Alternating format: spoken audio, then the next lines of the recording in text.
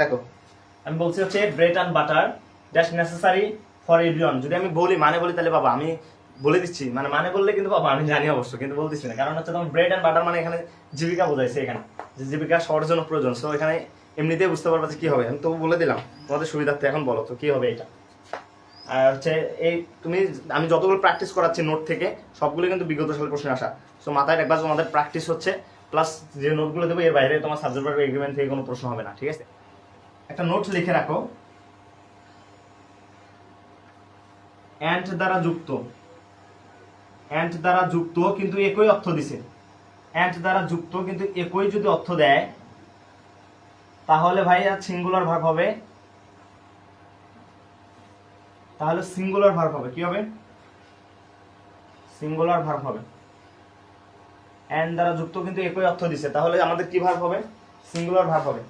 ওকে, তারপর দেখো সিঙ্গুলার। এখন দেখো এখানে বলছে ব্রেড অ্যান্ড বাটার, এখানে দুইটা আছে, অনেকে খাবার মনে করতে পারে যে ব্রেড অ্যান্ড বাটার, রুটি মাখন ঘি, যাই হোক, তখন এখানে কি করবে? অনেকে আর দিবে, এটা কমন মিস্টেক, সবাই করবে এটা। ব্রেড অ্যান্ড বাটার মানে দুইটা আছে ভাইয়া, এটা কি হবে? চোখ বন্ধ করে আর দাগাবে, কিন্তু আর হবে না। কেন হবে না? কারণ এখানে ব্রেড অ্যান্ড বাটার বলতে এখানে জীবিকা বোঝাইছে, যে bread and butter dash necessary for everyone, মানে জীবিকা সবার জন্য প্রয়োজন, এটা ইজ হবে ভাই। আমি বলছি ব্রেড অ্যান্ড বাটার অর্থ এম দ্বারা যুক্ত আছে কিন্তু একই অর্থ প্রদান করতেছে, সো এখানে আমাদের সিঙ্গুলার ভার্ব হবে ইজ। ওকে, এটা ক্লিয়ার।